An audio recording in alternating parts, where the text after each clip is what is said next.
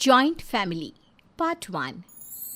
दो बड़े बेटे, दोनों की बहुएं, बच्चे और सास ससुर। तो ऐसी ये कोई जॉइंट फैमिली तो नहीं, लेकिन आज के समय में तो अब यही जॉइंट है। सारा दिन घर में गैस चलता रहता है, न जाने कितना खाते हैं ये लोग। अरे सुबह एक बार खाना बन जाए, सारा दिन गर्म करके खाओ, किसने मना किया है? लेकिन ये क्या, सारा दिन गैस ऑन। दीदी, खाना गर्म कहाँ करे? आपके गर्म दिमाग से खाना गर्म करने के लिए तो गैस ऑन करनी ही होगी ना। ये क्या है, फिर शुरू हो गई तुम दोनों। बहू, क्यों तुम लोग छोटी छोटी सी बात पर लड़ती रहती हो?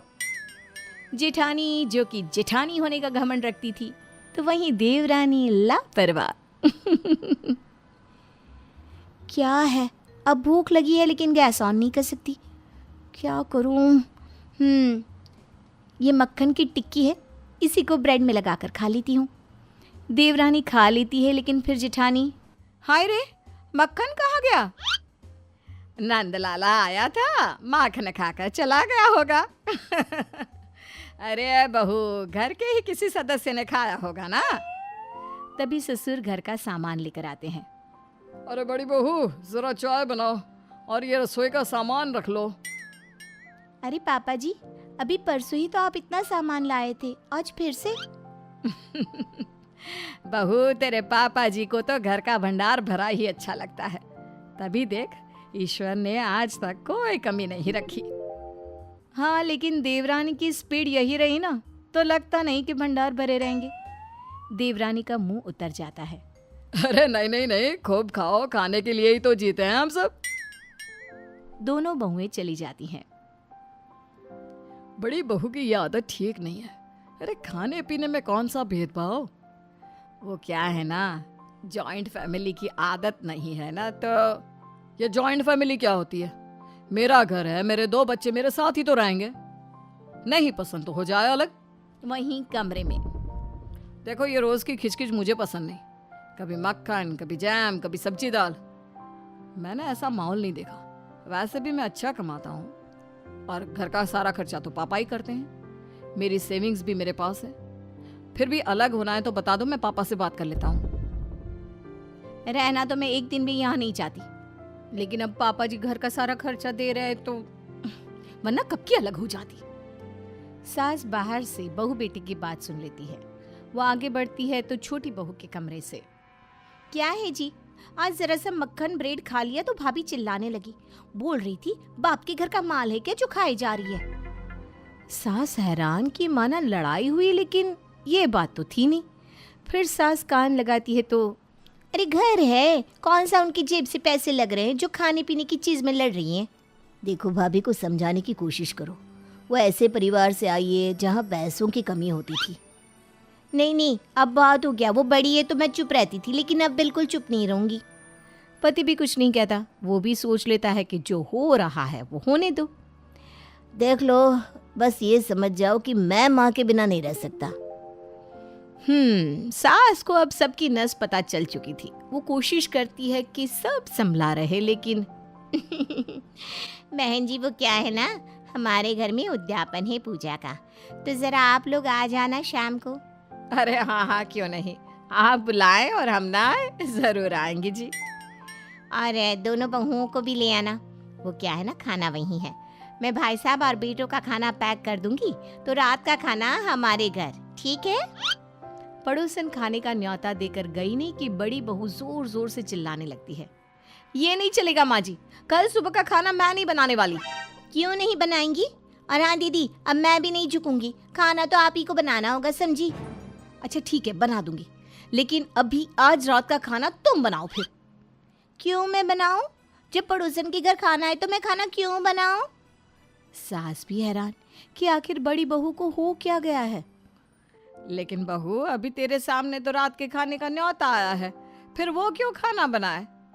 क्योंकि माँ जी, रात के खाने की ड्यूटी इसकी होती है। अब इससे तो कोई काम करना होगा नहीं, तो फिर कल सुबह का बनाए ना। ठीक है, तो कल रात का आप बनाएंगी। क्यों, मुझे काले कुत्ते ने काटा है जो मैं बनाऊं? नहीं नहीं, काटा तो मुझे है ना, जो मैं सुबह शाम का दोनों टाइम का खाना बनाऊं। देखिए दीदी, छोटी हूँ लेकिन नौकरानी नहीं हूँ, मैं नहीं कर सकती इतना सारा काम। सास को बड़ी बहू की बात ठीक नहीं लगती। ठीक है, सुबह का खाना मैं बना दूंगी। सुबह उठकर सास खाना बनाती है। दोनों बहुएं सोकर उठती है कि हाय रे, घर में कितनी प्यारी खुशबू है, क्या महक रहा है। सरसों का तड़का बहू, तेरी सास ने आज सुबह उठकर सारा खाना बनाया है। वो क्या है ना, तुझे ये नहीं लगना चाहिए कि घर में तुझे नौकरानी की तरह रखा जा रहा है। बहू को ससुर की मुंह से ये बात सुनकर थोड़ी शर्मिंदगी तो होती है, लेकिन वो शांत रहती है। छोटी बड़ी को ताना देते हुए कहती है, दीदी शर्म आनी चाहिए आपको, माँ जी काम कर रही है। माँ जी आप मुझे उठा देती ना, चलिए हट जाइए, मैं रोटियां सेक लेती हूँ। अरे रहने दे रहने दे, इतनी ही चिंता थी तो रात क्यों मना कर रही थी? इसलिए कि आप करें, इसलिए नहीं कि माँ जी करें। दीदी क्या प्रॉब्लम है आपको? अगर हम लोगों से प्रॉब्लम है तो कहीं और जाकर रह लीजिए ना। छोटी, ऐसे बात नहीं करते, मैं बात करती हूँ ना बड़ी बहू से। तुम रोटी बना लो। सास को छोटी की बात सही लगती है। वो जानती भी है कि बड़ी क्यों घर छोड़कर नहीं जाएगी, लेकिन क्या करे, कैसे बड़ी बहू को ठीक करे जिससे घर में शांति बनी रहे। फिर एक रोज, पापा जी आप झाड़ू क्यों लगा रहे हैं और माँ जी कहाँ हैं? बेटा मैं जरा वो बर्तन धो रही थी, आज काम वाली नहीं आएगी ना। अरे तो छोटी कहाँ है और किसी ने हमें क्यों नहीं बताया? बहू जॉइंट फैमिली है, सबके अपने अपने कमरे हैं, तो कौन कमरे से बाहर निकल कर देखे। अच्छा बहू, तेरे कमरे में भी तेरे ससुर जी झाड़ू लगा देंगे। हाँ ठीक है माँ जी। ससुर जी कमरा खुलाई है। सास बड़ी बहू की बात सुनकर हैरान रह जाती है। ससुर बड़ी बहू के कमरे में झाड़ू लेकर जा ही रहे होते हैं कि छोटी, अरे पापा जी आप भाभी के कमरे में झाड़ू लेकर क्यों जा रहे हैं? क्या आज भाभी की पिटाई होगी झाड़ू से? हाँ तो कोई बात नहीं। जी नहीं महारानी, तुम्हें तो पता ही नहीं कि आज काम वाली नहीं आई है, तो पापा जी ने सारे घर में झाड़ू किया है। मैंने तो सुबह का अपना काम कर लिया है। तू ही आराम से सोकर उठी है तो तू ही पोछा लगा ले अब। अरे नहीं नहीं, पोछा मैं लगा दूंगी। देखिए प्लीज, आप लोग इस उम्र में ऐसे काम मत करिए। मैं मानती हूँ कि मैं आज के बाद भाभी से कभी नहीं लड़ूंगी। पापा जी आप ससुर हैं, ससुर बहू के कमरे में झाड़ू लगाए, ये ठीक नहीं है। लाइए झाड़ू मुझे दे दीजिए। सास ससुर अब देखते हैं कि कैसे एक ही घर में छोटी बहू काम कर रही है और बड़ी ऐश। बड़ी बहू को बोलो कि वो अब कहीं और शिफ्ट हो जाए। अरे वो नहीं होने वाली, मैंने एक बार उसे राजेश से बात करते सुना था।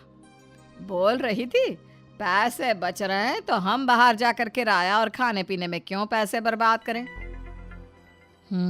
तो ये बात है। देखो रमा, ये तो ठीक नहीं, छोटी कितना करेगी। हाँ जी, कुछ तो करना ही होगा।